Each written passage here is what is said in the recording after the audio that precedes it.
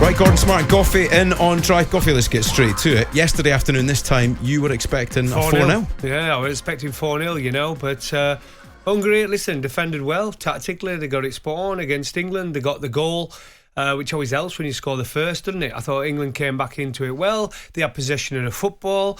I spoke to a few mates about the game since, as we all do, when we all chat to our mates about the game and how boring it was. But again, I often talk about sometimes, but England did it in some of the Euros, I think, against Italy, where they try and keep possession of the football. And in the second half, I could have predicted who was going to pass to who every single time. Yep. Walker got the ball from Stones. Stones passed it out to Foden. And then it was Saka late on. You know what I mean? So that's the way it was so predictable, passing it along the back line. I know they were waiting for an opening, but we saw from Hungary, tactically, they weren't going to do that. They were just going to let England pass it all day long there. Is this because England have set such high standards now, and Southgate's got a team that have been playing so well that to see a 1-1 draw, it seems like a bit of a disappointment for England? Well, we didn't lose. I mean, there's always a positive out of it. We didn't lose the game, and it's another point. But I think because England have been so good in the 4 games since that Italy game, 14 goals, only 1 conceded. We expect goals now, especially the performance the other day from the second string team, and that's where you've got to say it is England's B team. The A team out just looked a little bit short. They didn't make things happen, and it makes a difference when Kane doesn't get into the game. That makes such a big difference because he's such a good player. He has been such a good player, and he still is, by the way, and he scores goals, and we're not used to seeing him not hit the back of the net. And we've got to start with Kane, haven't we, really? Because something's clearly going on. It's been talked about all day on talkSPORT. I've been listening to this conversation. The top of the news stories this afternoon's about more trouble at Spurs today. He just doesn't seem like he's quite there at the moment. And it's unusual from him because, again, he sets such high standards. Well, it is. And Trevor Sinclair's kind of spot on, isn't he, really? I mean, there's only so much a person can take, a footballer can take, I would say, when it comes down to things on your mind. And it was a summer where you thought it was 100% happening. I've been looking up. I play golf with quite a few Spurs ex-players, and they all thought Kane was 100% going. They thought it was best for Tottenham that he went, because they need now to have a team that can probably get through games and win games without Kane. For Kane and moving on to the next level for his career and personal milestones, it's probably the right move. And it didn't go through. That has got to affect the player. I'm trying to think what it would do to me. It probably would, When you turn up on match day, you try and block everything out of your mind and you just play sport. But sometimes it's hard. See, it's human. You know what I mean? If you're sitting on the bench, though, and you're Ollie Watkins, and you're watching like everybody else is, thinking he's not performing, something's wrong, and you're desperate to have your chance, could that lead to problems in the dressing room? As somebody who's been in a dressing room yourself. Well, it's difficult, isn't it? When you've got Harry Kane, you'll have to look at his record for England and for Tottenham. He's just a goal machine. He scores goals. I mean, what's that? His first goal, not in a where he's not scored a goal for a. He's not played for. He's not scored for 5 months, I don't think. Yeah, but.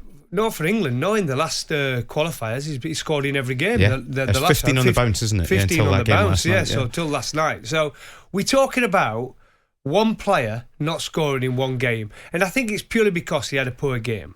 I think that's what it comes down to, the lack of touches in the minutes he was on the pitch. But like I say, his record for England, same as Sterling, when they normally play, something normally happens.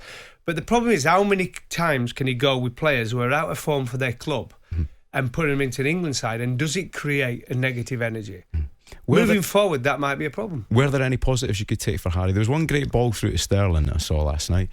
One thing that stood out for me, by the way, Goughie, last night, there was a moment, I think he was just offside, just before he got taken off. The ball came over the top and he tried to put the laces through it and leather it. And you just expect him to burst the net when you see that. And he just kind of sliced through it and the ball went over the bar.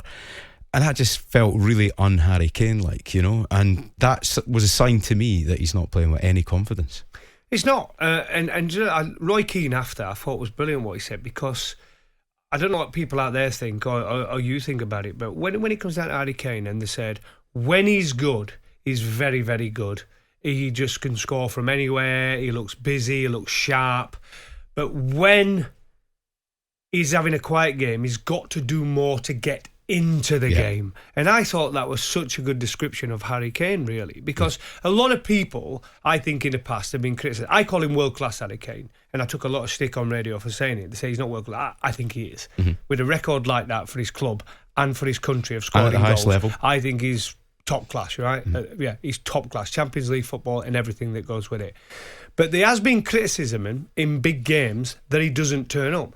Those tend to be the times, though, those big games, when he's not played for 3 or 4 weeks before, and they shove him in when he's not 100% fit because Harry Kane wants to play. Because when he says he wants to play, he has to play.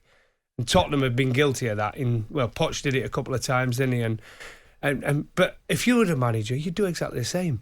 If you've got a guy on your side who scores 30 goals a year, and no matter how long he's been out for, you want to put him in. It's a 1-1 draw as well, right? Yeah. It can be easy for England fans to get a bit too alarmed about a 1-1 draw. Well, it was nearly 0-0 for Scotland. We'll get on to that. We'll get on to that in a little while. Listen, do you think Southgate got the tactics wrong last night? Is that the reason Harry Kane's misfiring? Well, I think the thing with Southgate, when he talks about tactics, we heard Adrian Durham there being critical of him, saying when it comes down to it's a bit like the Solskjaer situation at Manchester United. When it comes down to managing and going from runners-up to winning, you have to have both the high-quality manager to go with the team. And that's the one thing that everybody still questions. Has Gareth got that in-match management? And you could say Hungary got their tactics spot on. But let's not forget, they've lost against Albania at home and away. Yeah. And that's going to cost them in qualification. So they ain't got it right every time, but they got the tactics spot on against England.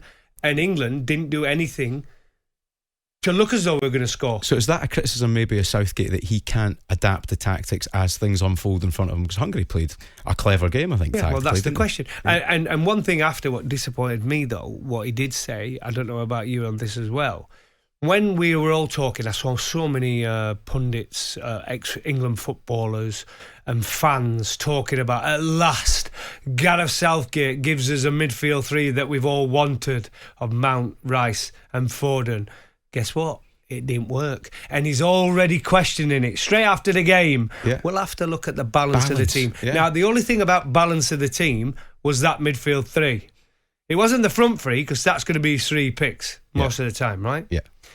But that midfield three, it's the only place he's looking at when you're talking about balance. You made the point yesterday about Grealish on the left-hand side. It was almost like he'd boxed him into that position forever now. And then as soon as he makes a change, he's made it easy for him by him coming out and saying Grealish can only play, really, he's made it quite clear he wants to play on that left. Everybody else is like, I'll play anywhere, Gareth. I'll play on the right, I'll play on the left, I'll play in the centre, I'll play midfield.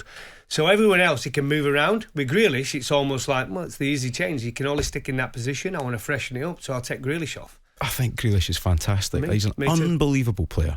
And you could hear it in Wembley when he came off last night. Just the, what? Well, same as when he came on. Yeah. When he's been a sub by Gareth and they bring him on. And the fans, he lifts, similar to Gaza, when he's around, fans love watching him run with the ball at his feet.